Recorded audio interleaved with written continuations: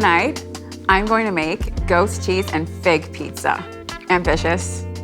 Not when you've got the smart oven air fryer.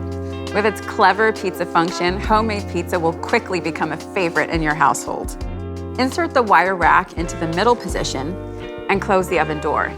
Use the function dial to select the pizza function on the LCD screen. The top numbers showcase the preset cook temperature, and the bottom shows the pizza size in inches. Both can be adjusted to your needs. You can see here that the convection and frozen settings also display. If you're working with a frozen pizza, use the frozen setting to automatically lower the temperature and extend the time slightly. Alternatively, select convection.